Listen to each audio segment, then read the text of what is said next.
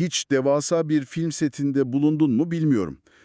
Ama o hissi hepimiz filmlerden ya da belgesellerden falan biliriz işte. Evet, hani o klasik Vahşi Batı kasabaları ya da antik Roma tapınakları gibi sahneler değil mi? Aynen öyle. Yani ekranda izlediğinde muazzam bir yapı görüyorsun. Sütunlar böyle göğe yükseliyor. Kapılar inanılmaz bir ağırlık ve ihtişam hissi veriyor insana. Dışarıdan bakınca o yapının altında kilometrelerce uzanan, böyle çelikten, betondan oluşan sarsılmaz bir temel olduğunu varsayıyorsun tabii doğal olarak. Kesinlikle. Zihnimiz tam olarak böyle çalışıyor işte.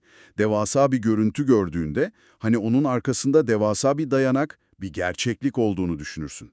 Ama o devasa meşe kapıyı aralayıp içeri adım attığında aslında arkasında hiçbir şey olmadığını görüyorsun. Sadece o ön cepheyi ayakta tutan birkaç tahta iskele ve koca bir boşluk. Yani ihtişamlı bir illüzyondan ibaret her şey. Ve bugünkü derinlemesine incelememizde kapısını aralayacağımız konu tam da bu illüzyon aslında.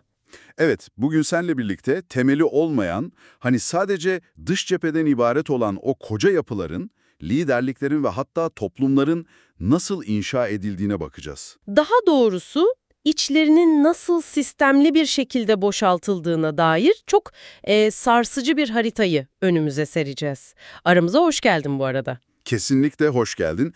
Peki masamızda bugün hangi kaynaklar var? Nereden yola çıkıyoruz bu incelemede? Kaynak yığınımız gerçekten çok çarpıcı bugün. Karşımızda Exile Lab International, kurumsal hafıza birimi, arşiv sistemi mührünü taşıyan oldukça kapsamlı görsel belgeler var. O mühür bile meselenin ciddiyetini gösteriyor aslında. Kesinlikle. Ayrıca Salapar İklim'in kaleme aldığı analitik makaleler ve meselenin o psikolojik kökenlerine inen çok ilginç bir diyalog metni var elimizde. Saparaga ile tarihi bir figür olan Büyük Sultan Sancar arasında geçen o metin, değil mi? Evet, o kurgusal ama çok derinlikli metin. Ya bu kaynakların masaya yatırdığı ana mesele yazarın kişiliksiz kişi kültü olarak adlandırdığı bir kavram aslında. Çok iddialı bir kamlama bu, kişiliksiz kişi kültü. Gerçekten öyle. Ve bizim görevimiz bu kavramın tam olarak ne anlama geldiğini, içinin nasıl dolduğunu veya daha doğrusu nasıl kasıtlı olarak boş bırakıldığını anlamak. Ve sanırım en önemlisi Sapar İklim'in iddiaları üzerinden o toplumsal boyutu incelemek. Aynen öyle. Özellikle Türkmenistan gibi postkolonyal coğrafyalarda bir toplumun 140 yıl boyunca adım adım nasıl sistematik ve entelektüel felakete sürüklendiğinin anatomisini çıkaracağız. Ama tam burada yani bu anatomiyi çıkarmaya başlamadan önce bizi dinleyenler için çok ufak ama hayati bir sınır çizgisi çizmemiz gerekiyor bence. Hı hı. O tarafsızlık vurgusu. Lütfen, söz sende. Teşekkürler. Önümüzdeki bu arşiv belgeleri ve makaleler, yazar Sapar İklim'in perspektifinden son derece ağır, belirli bir siyasi ve tarihi eleştiri barındırıyor. Yani okurken o ağırlığı hissediyorsunuz zaten metinlerde. Kesinlikle ve bizim buradaki amacımız asla bu siyasi görüşlerin savunuculuğunu yapmak, bu iddiaları mutlak doğrular olarak sunmak ya da herhangi bir taraf tutmak değil. Biz sadece masadaki veriyi inceliyoruz. Aynen. Bizim işimiz yazarın sunduğu bu yapısal analizleri, psikolojik tespitleri objektif bir mercekle incelemek. Yani bu sistem yazarın anlattığı şekliyle nasıl çalışıyor, mekanizmaları neler, bunlara odaklanacağız. O zaman yazarın metinlerindeki o en temel kurgudan, yani işin psikolojik boyutundan başlayalım derim. Bence de oradan başlamak en doğrusu. Çünkü o binanın neden boş olduğunu anlamak için mimarın zihnine girmemiz lazım. Kesinlikle. Sapar İklim'in metinleri bu kişiliksiz kişi kültü kavramını incelerken çok net bir argüman sunuyor. Diyor ki hani gerçek bir karizması veya altı dolu bir karakteri olan bir lider asla bir külte ihtiyaç duymaz. Yani insanların kendisine tapınmasını talep etmez, öyle mi? Evet, yazarın altını çizdiği tez tam olarak bu. Kültleşme sadece ve sadece kişiliğin olmadığı yerde yeşeren bir mantardır diyor. Çok çarpıcı bir benzetme, Saparaga ile Sultan Sancar arasındaki o diyalog metni de bu tezi birebir örneklendiriyor zaten. O metni okuduğumuzda sahnede gerçekten kimsenin olmadığını görüyoruz. Nasıl yani? Sahnede kimse yok derken neyi kastediyor tam olarak? Yani çizilen profil şu, Tarihsel anlamda gerçek liderlerin o jestlerini, mimiklerini, hatta sert bakışlarını falan birebir kopyalayan ama o jestlerin içini dolduracak felsefeden tamamen yoksun bir figür var karşımızda. Sadece bir kabuk yani. Aynen. Yazar bunu içi boş bir karizma inşası olarak tanımlıyor. Gerçek liderliğin ağırlığı yok, sadece onun zayıf bir taklidi var ortada. Ya bu belgelerin anlattığı psikolojik tabloyu okurken zihnimde sürekli bir imge canlandı. Bütün bu şatafat, kopyalanan mimikler falan bana devasa böyle altın yaldızlı, üzeri muazzam kurdelelerle süslenmiş bir hediye paketini andırıyor. Çok iyi bir metafor, kesinlikle katılıyorum. Hani o paketi dışarıdan gördüğünde o kadar büyük ve parlak ki diyorsun ki içinde kesinlikle paha biçilemez bir şey var. Ama sonra o kurdeleyi çözüyorsun. Kurdeleyi çözüp kapağı kaldırdığında içinde sadece sırf hacim kaplaması ve o paketi şişkin göstermesi için konulmuş, buruşturulmuş eski gazete kağıtları buluyorsun. İçi tamamen boş yani. İklimin tarif ettiği bu yapı tam olarak o gazete kağıdı dolu paket değil mi? Kaynakların sunduğu analize cuk oturan bir metafor bu. Paket devasa ama içi kağıt yığını. Ve metinlerdeki psikolojik tahlile göre o paketi yapan kişi, yani o figür, içinin boş olduğunun herkesten çok farkında. Kendi boşluğunu biliyor yani. Bu çok kritik bir detay. Biliyor, evet. Yazarın iddiasına göre bu tür figürlerin en derinlerinde korkunç bir sıradan olma korkusu yatıyor. Yani maske düşerse diye korkuyorlar. Aynen öyle. Eğer etraflarındaki o devasa ünvanlar, o altın kurdeleler, koruma ordusu falan ortadan kalkarsa, sokaktaki kalabalığın içinde kimsenin dönüp onlara bakmayacağını çok iyi biliyorlar. Tapınılmaya duyulan o aşırı bağımlılık da tam buradan doğuyor demek. Kesinlikle. Ve o agresif tutumun, kaynaklarda sıkça bahsedilen o sertliğin sebebi de tamamen bu varoluşsal korku. Yani içsel bir gücün, hani gerçek bir özgüvenin olmadığı yerde dışarıdan gelen en ufak bir soru bile devasa bir tehdit gibi algılanıyor. Sampar iklimin analizinin temel taşı bu zaten. Eleştiriyi anında boğma refleksi, o hediye paketinin içinin açılmasını engellemek için kullanılan çok agresif bir savunma mekanizması. Peki ama burada benim aklıma çok temel bir soru takılıyor. Muhtemelen şu an bizi dinleyen kişinin de aklına gelmiştir bu. Nedir o soru?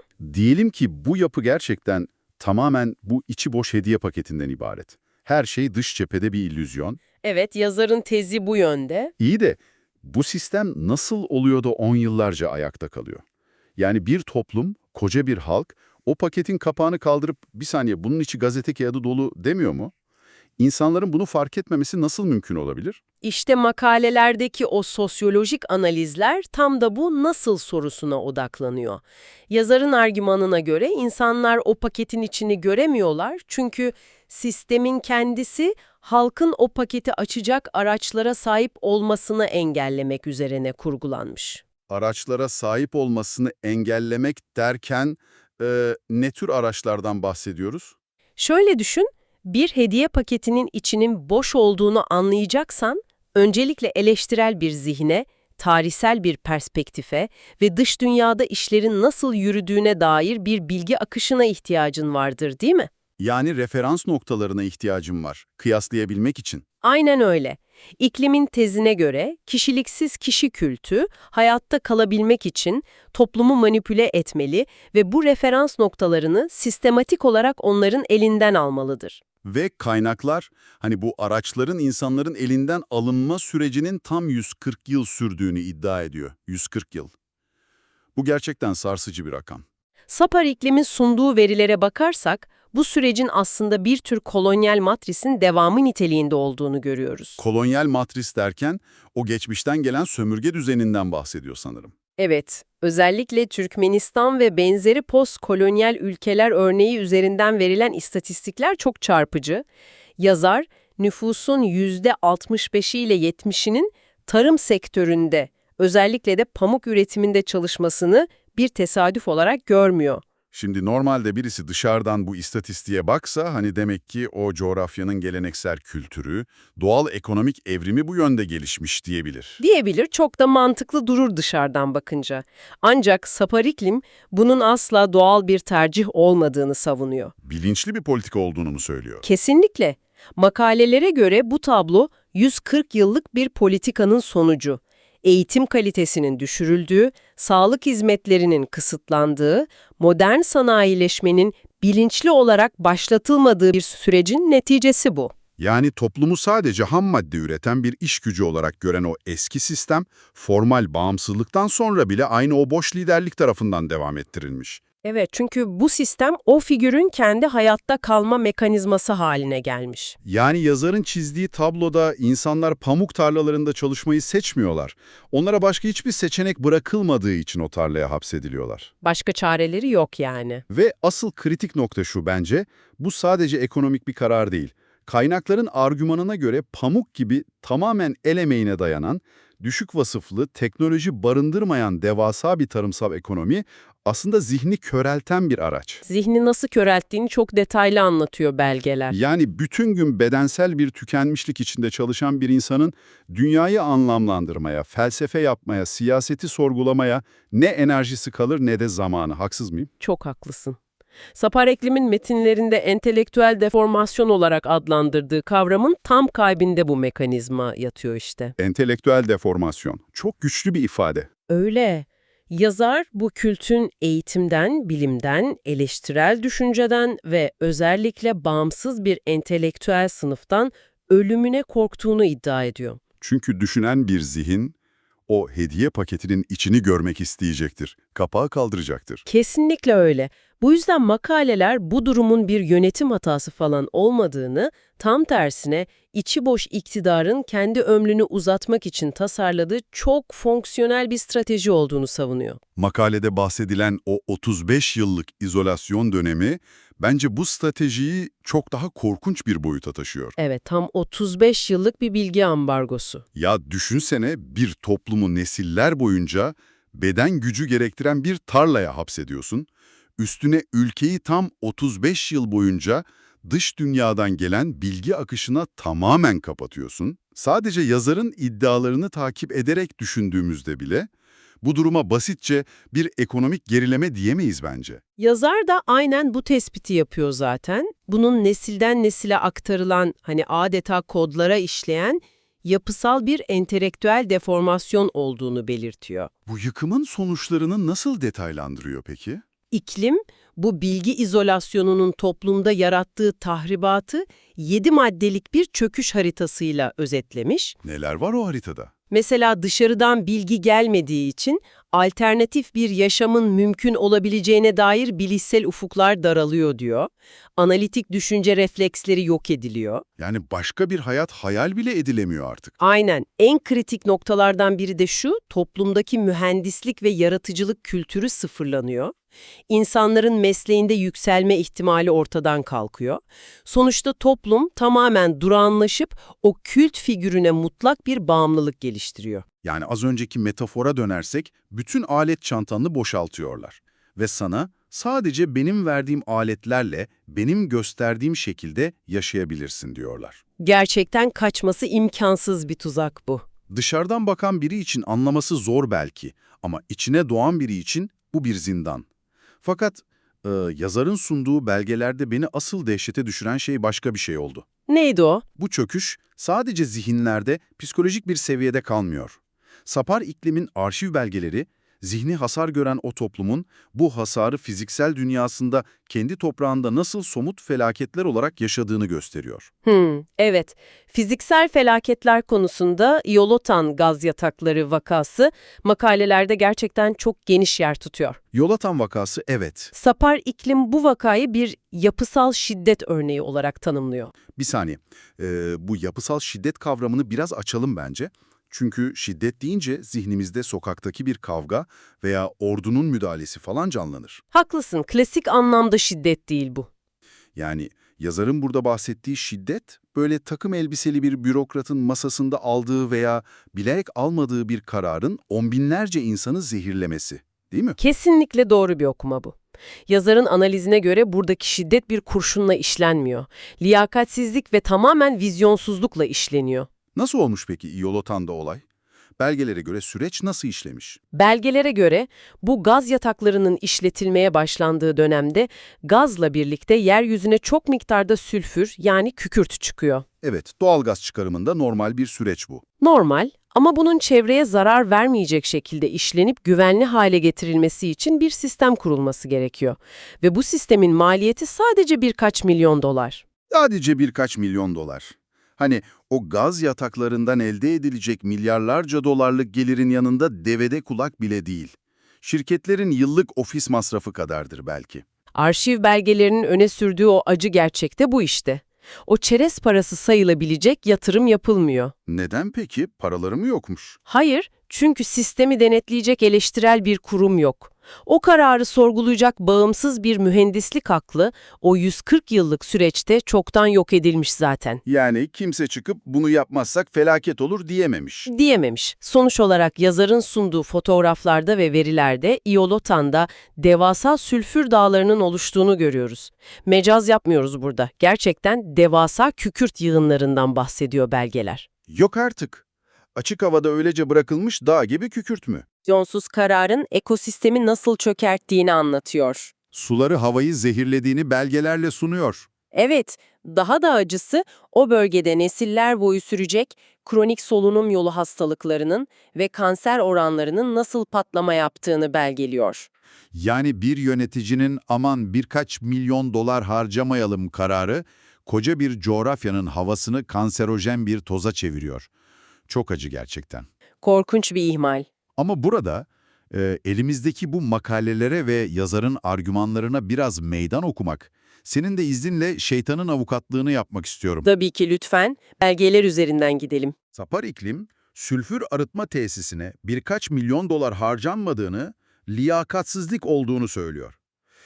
İyi ama hani aynı yazarın metinlerinde, aynı dönemde ülkenin milyarlarca dolarlık devasa, akıllı şehirler, Aşkabat City gibi fütüristik projeler inşa ettiğinden bahsediliyor.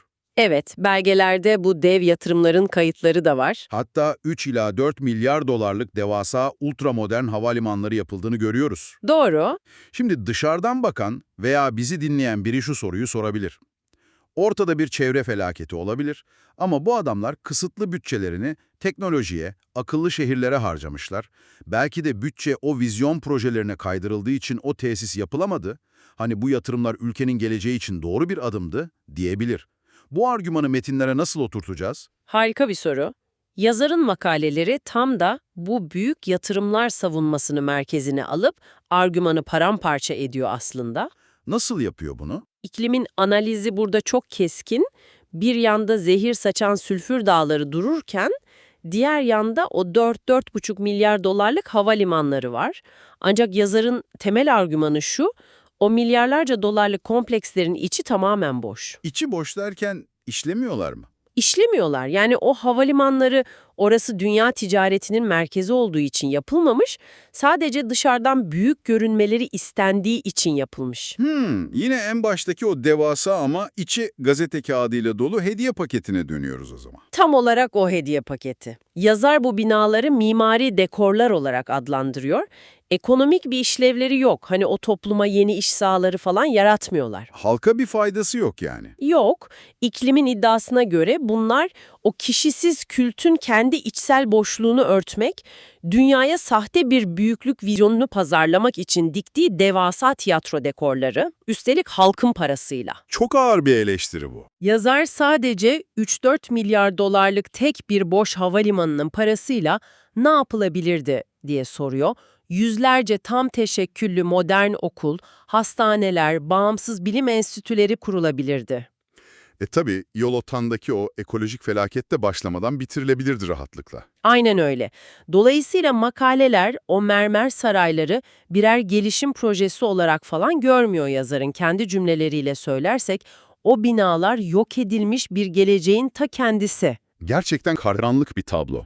Yani argümanın özü şu, mermerden devasa şehirler dikiyorsun ama içinde o şehirleri işletecek zihinleri 140 yıl geride pamuk tarlasında bırakıyorsun. Evet, bilerek orada bırakıyorsun. Kült, eğitimli bir zihinden ölümüne korktuğu için okullar yerine anıtlar dikiyor. Çünkü yazarın anlattığı psikolojiye göre mermer sana soru sormaz, eleştirmez, sadece itaat eder. Sız mimariye yatırım yapmayı stratejik bir zorunluluk olarak görüyor kendini korumak için. Tamamen öyle. Buraya kadar arşiv belgelerinden gerçekten tüyler ürpertici bir anatomi çıkardık. Sahnedeki o boş liderlik psikolojisi, 140 yıllık entelektüel tuzak, zehirli dağlar ve hayalet şehirler. Hepsi birbirine bağlı parçalar. Şimdi tüm bu belgeleri masada bırakıp doğrudan sana, hani şu an bizi dinleyen kişiye seslenmek istiyorum. Belki sabah işe giderken, belki bir toplantı öncesi ya da sadece dünyayı anlamaya çalışırken bu incelemeyi dinliyorsun. Sapar iklimin anlattığı bu uzak ülkenin hikayesi senin için neden önemli? Bu çok kritik bir nokta. Bu belgelerin sadece belirli bir coğrafyanın sorunu olmadığını vurgulamamız lazım. Kesinlikle katılıyorum. Bu hikaye nerede olursak olalım, kurumların içinin nasıl boşaltıldığının evrensel bir masterclass'ı aslında. Liyakatsizliğin mimariyle nasıl örtüldüğünün, bilginin kısıtlanmasının koca bir yapıyı nasıl felç ettiğinin dersi. İster bir şirket olsun, ister bir kurum, isterse bir devlet, yanlış kurgulanmış, sadece dış cepheden ibaret sistemlerin nasıl çöktüğünü gösteriyor. O yüzden bu sadece onların sorunu değil, sistem tasarımının evrensel kodlarını inceliyoruz. Peki yazar bu kadar karanlık bir tablo çizdikten sonra bir çıkış yolu, bir çözüm falan sunuyor mu? Yoksa sadece eleştirip bırakıyor mu? Sapar İklim makalelerinin sonuç bölümünde bir reçete sunuyor aslında. Tüm bu tuzağa düşen yapılar için somut adımlar önermiş. Ne diyor peki çözüm olarak? Çözüm önerilerinin başında gücün o tek bir hediye paketinin etrafında toplandığı hastalıklı yapıyı kırmak var. Yazar buna desantralizasyon diyor. Gücün merkezden dağıtılması yani. Evet, yetkilerin ve kaynakların tek bir kişinin elinden alınıp yerel kurumlara, liyakat sahibi ekiplere bağıtılması gerektiğini savunuyor. Yani o mimari dekorlara harcanan milyarların yönünün değiştirilmesi gerekiyor acilen. Tam olarak öyle. Şatafatlı binaları bırakıp insana yatırım yapın diyor. Hesap verebilir kurumların inşası ve o pamuk tarlası zihniyetini yıkacak modern bir eğitim seferberliği. Bilgiye erişimin önündeki tüm engeller de kalkmalı tabii. Kesinlikle. Özetle, betona mermere değil, zihne, bilime ve eleştirel düşünceye yatırım yapın diyor. Çünkü eğer gerçek bir gücün varsa, zaten etrafına o devasa mermer surları örmene gerek kalmaz ki. Doğru. Yazarın tanımıyla kült, sadece aklın yokluğunda hayatta kalmaya çalışan bir illüzyon. O halde bugünkü bu derinlemesine incelememizi yavaş yavaş toparlayalım. Bence de konunun ana hatlarını güzelce çizdik. Bugün Samupar İklim'in belgeleri üzerinden kişisiz kişi kültünün nasıl çalıştığına dair sarsıcı bir yapısal analiz yaptık. İçi boş bir liderliğin toplumu nasıl yüzyılı aşan bir eğitim ambargosuna hapsettiğini konuştuk. Ve bu izolasyonun sadece zihinde kalmayıp ekolojik felaketlere, zehir kusan dağlara ve hiçbir işe yaramayan hayalet şehirlere nasıl dönüştüğünü gördük. Bu kaynaklar bize şeffaflığın olmadığı sistemlerin kendi halkını nasıl tükettiğini çok net, adeta klinik bir vakaymış gibi gösterdi gerçekten. Eğitimin neden toplumun en hayati savunma mekanizması olduğunu bir kez daha anladık bu belgelerle. Evet, insanların alet çantasını boşaltarak yaratılan bir cehalet sistemi bu. Ama bu noktada kaynakların anlattıklarından yola çıkarak zihnimde beliren ve senin de düşünmeni istediğim yepyeni bir soruyla bitirmek istiyorum bu sohbeti. Nedir o soru? Eskiden sistemler o hediye paketinin içinin boş olduğunu anlamamamız için bizi bilgiden aç bırakıyordu değil mi? Tamamen bir izolasyon vardı. Evet, belgelerin ana tezi buydu. Peki ha bugün? Bugünün o aşırı bağlantılı, akıllı telefonlarımızdan her saniye ekranımıza bir bilgi selinin aktığı dünyasında durum ne? Acaba modern bir kişisiz kült bizi bilgiden mahrum bırakarak değil de tam tersine bizi sahte bir bilgi ve gürültü tufanında boğarak aynı entelektüel yıkımı yaratabilir mi? Çok provokatif bir düşünce bu. Eskiden paketin içini görmemiz yasaktı. Acaba bugün etrafımız binlerce parlak ama içi boş paketle doldurulduğu için mi o asıl büyük paketin içinin boş olduğunu fark edemiyoruz? Yani izolasyonun yerini gürültü ve bilgi obezitesi mi aldı diyorsun? Tam olarak bunu soruyorum. Belki de odaklanacak o eleştirel dikkati bu gürültü yüzünden bulamıyoruz. İşte bu modern tuzak üzerine biraz düşünmeni isterim. Bence de üzerine düşünülmesi gereken çok sağlam bir final oldu bu. Zaman ayırdığın ve bu yapısal çöküşün anatomisini bizimle birlikte incelediğin için sana çok teşekkürler. Bugünkü derinlemesine keşfimizin sonuna geldik. Görüşmek üzere. Görüşmek üzere.